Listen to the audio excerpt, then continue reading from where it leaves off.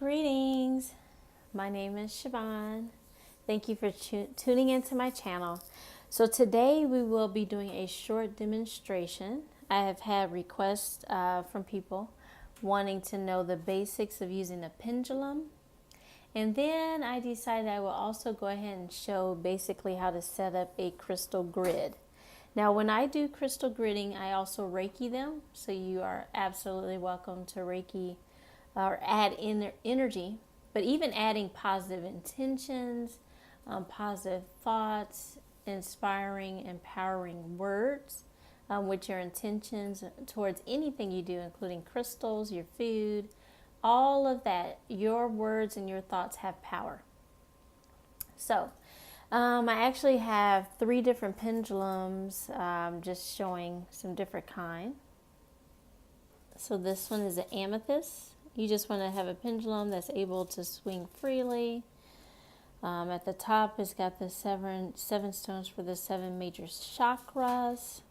So that one's an amethyst. This one is a moonstone. With pendulums, especially if you're asking like questions, especially if you have like some sort of pendulum mat, or if you need your pendulum to point at different answers, depending on how you're using your pendulum, you'd probably want to choose one with a point on it. It just depends on what you're using it for. So this one does have a point. This one's a clear quartz with a moonstone in the shape of a 6-sided star, Merkaba star. So that's one. And then I also have a Herkimer diamond one with the 7 chakra stones around it. Oops, sorry. And people always ask me, like, how do I choose a pendulum? Does it matter what stone it is? Overall, generally speaking, it does not matter what stone it is. It's more about maybe what stone is calling to you. One of the things I did in the beginning when first working with pendulums, I actually preferred to use like a tourmaline pendulum, because the tourmaline pendulums, tourmaline, obsidian, stones like that, block or repel negative thoughts.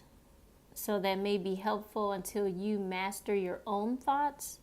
In focusing energetically, those can help in the beginning. They might be, I believe they're a good stone to start off with in the beginning. Do you have to? No, but pendulums, in my opinion, help you to master or focus your thoughts, because you can only, in order to use a pendulum well, you can only think one thought at a time. So one of the best ways I have learned to use a pendulum is to start off with simple yes and no.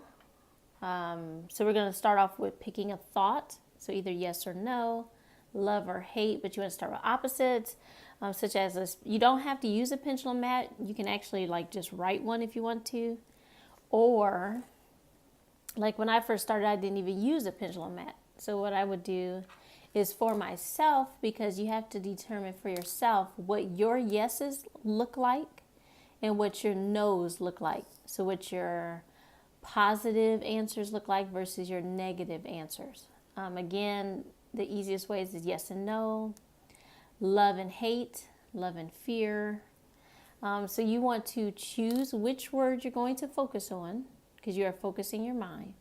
So if you want to start with yes, you want to repeatedly think yes, and you're literally going to think yes like you're pushing it out of your mind, or you're pushing it towards the crystal.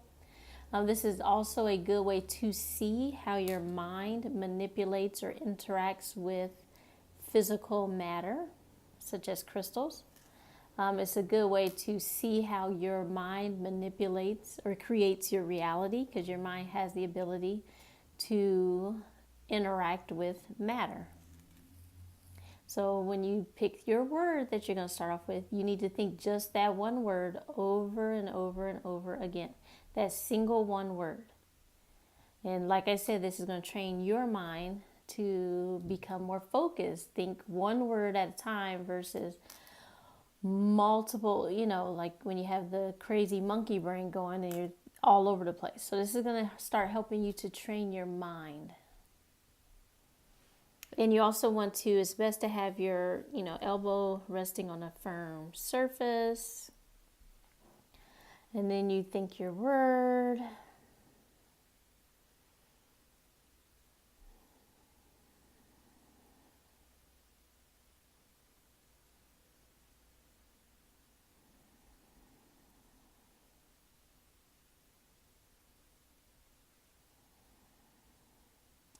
And then even if you go from like yes to love, love is has more of a feeling to it. So it actually will swing even, it picks up more momentum when you use a word like love. And then also you can see a change or pick up more momentum if you're actually thinking of someone or an object that you love. You can see the momentum get even stronger. But just thinking the simple word, love. And now you can stop it. And you can go the other direction or choose a different word. And we'll start off with no.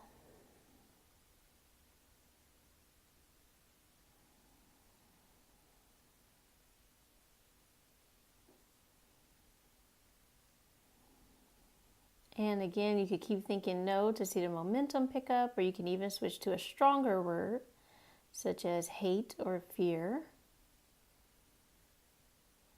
And think the one word, so pick one, choose it, focus on it, push that word with your mind at the crystal.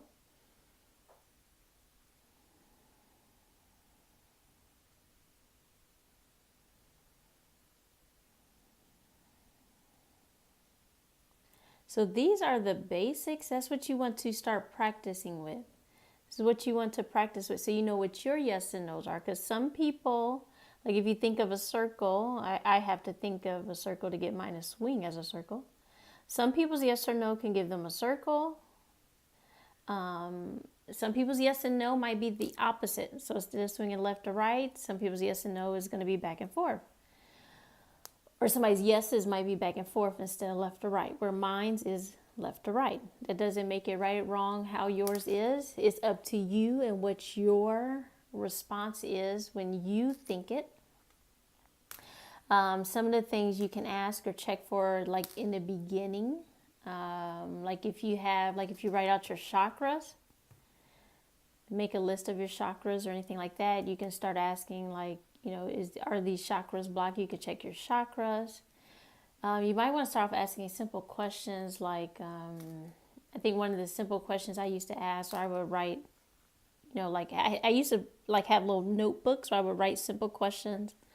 It's best to start off with yes and no questions first. Then you can start making charts, even ask your name and see if your crystal will swing towards it. Write out other names. That's one of the things that I did. Let me see. I do a lot of like choosing like let's start the crystal gridding.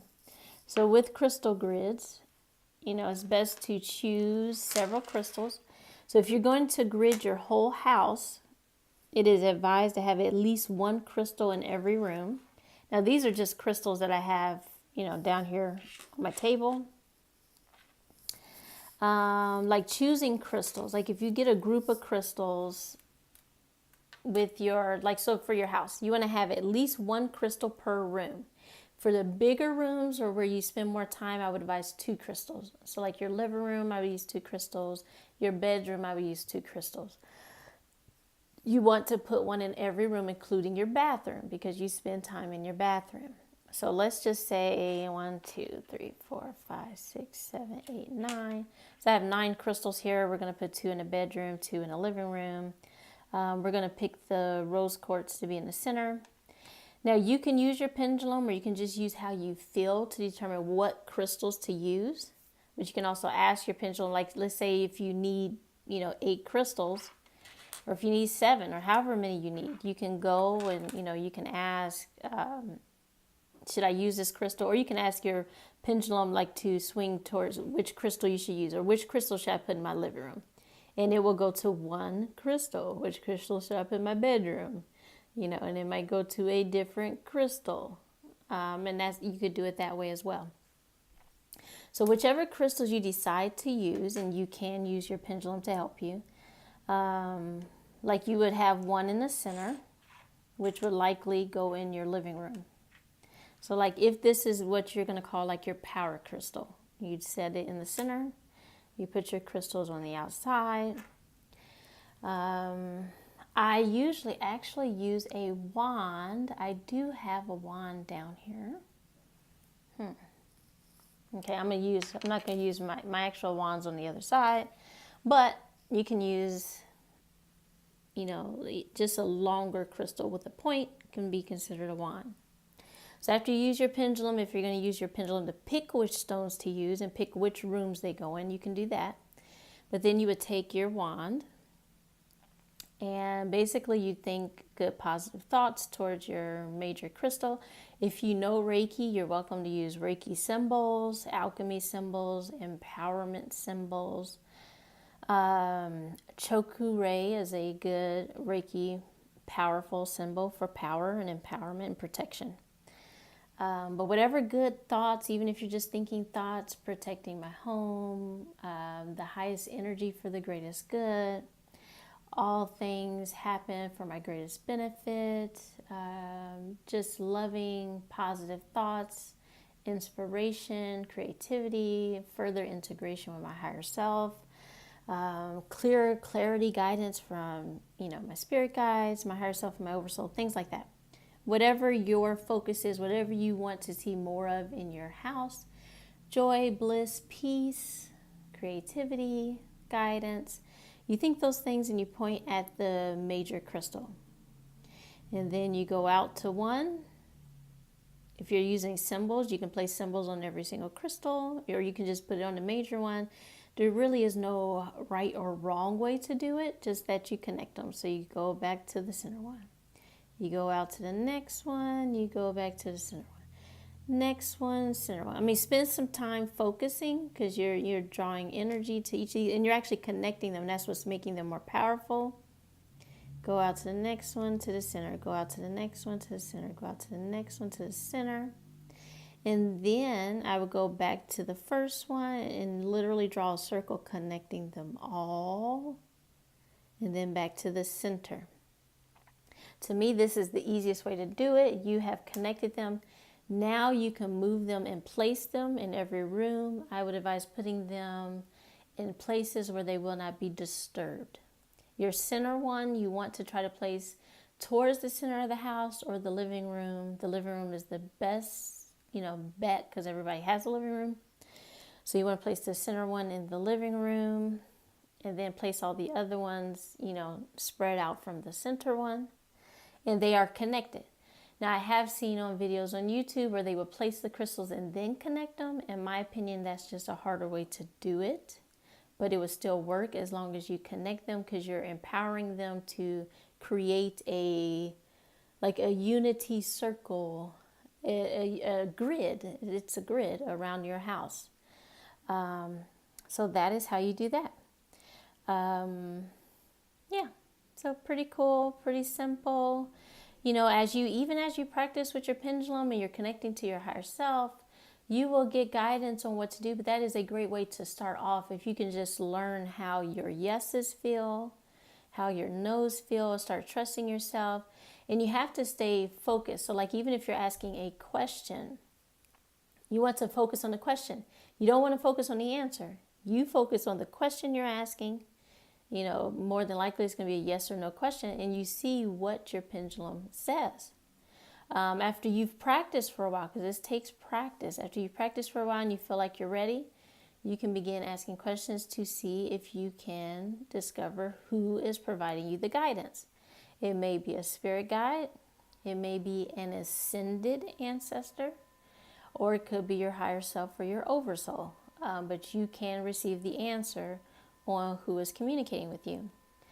And you can set up agreements or arrangements, or you can call on certain energies or angels to answer questions or, ask, is so-and-so here? Like I do that before every reading. especially reading sessions, we're definitely calling in the higher self. But for readings, I do ask, is the higher self present?